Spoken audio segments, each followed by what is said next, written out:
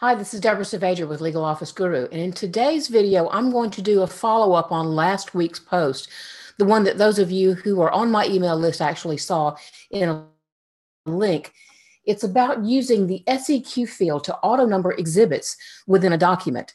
Today, I'm going to do a follow-up on that and show you how to actually save that little snippet for future use. You should be seeing that post on the screen right now, so if this is something that you haven't reviewed yet, then you may want to take a look at it, especially the 15-minute video at the bottom that actually shows you in detail how to set up an SEQ field to do that sort of auto numbering. By the way, if we've not met, I teach lawyers and other legal professionals how to use Microsoft Office better. So I'm going to share my Word screen now. I'm going to cut off the video. And while I'm doing that, let me know in the comments below whether you're viewing this live or in replay and where you're watching this from. So let me switch over to a different screen. Go over here to Word.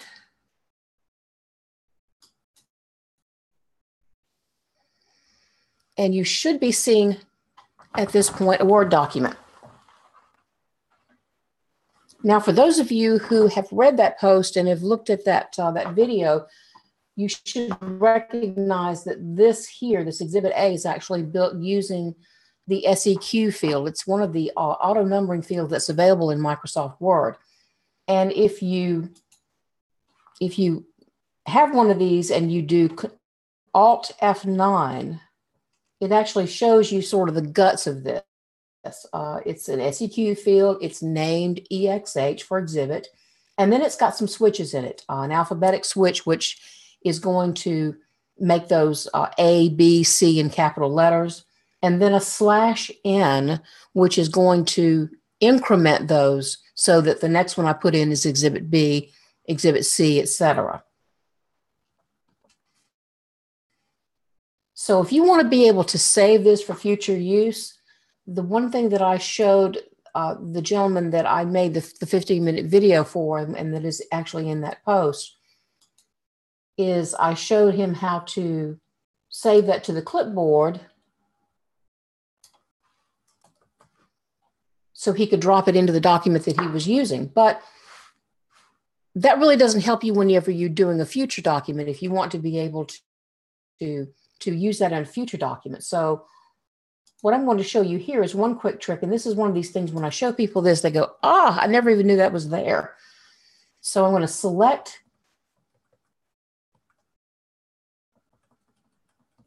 this entire string, exhibit, and then the SEQ field that's actually putting in that A. And then I'm going to go over to the Insert tab, go over to Quick Parts, and then go down to Field, and go down to Save Selection of Quick Part Gallery. It's going to pop up a Create New Building Block dialog box here. And I'm just going to name this Exhibits. It's going into the Quick Parts gallery, and I can put it in a different category if I want to create a new category for auto numbering things or something like that. I've also got an @DES category that I've actually used to make sure that certain things appear at the top of my list all the time. But I'm just going to leave that in the general category. And then for options here, because this is going to be appearing within the context of a particular paragraph, I'm going to leave it at Insert Content Only. That way it doesn't put in an end of paragraph marker like this one would, or an end of page marker like this one would.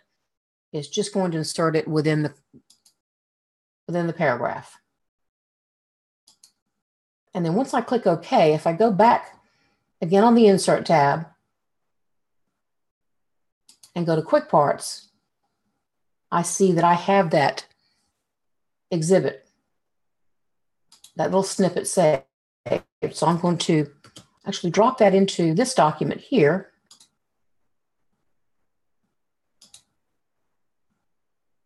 And I now have an Exhibit B. By the way, if you ever have a problem with these actually incrementing, there's a little glitchy thing in Word where sometimes if you drop these into your document, like if you just copied it, let me see if it'll do it this time. Yeah, if you just copy it, sometimes it won't increment. That's kind of a funny thing in Word. If you either go to print preview, a lot of times if you're set up correctly, it'll go ahead and increment that whenever you go to print preview. Or you can do Control A to select all of the text and then press the F9 key to make sure that all of the fields are updating. Or if you have one particular example, you can right click on it. Let me see, let me make sure I get it selected. Right click on it and do update field, which is what F9 is doing. So that's it. That's how you actually save that particular little snippet somewhere where you can just have 2-click access to it.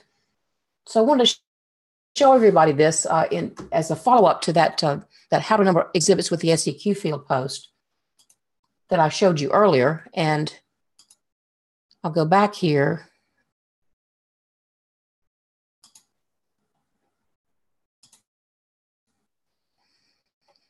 This is a fairly extensive post showing you all about how to use that SEQ field and then how to make an exhibit list based on that.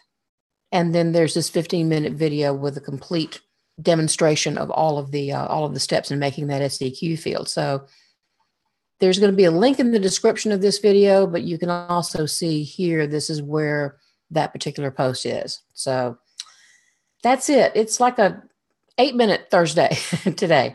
I just wanted to show that to you real quick and let you know how to save those.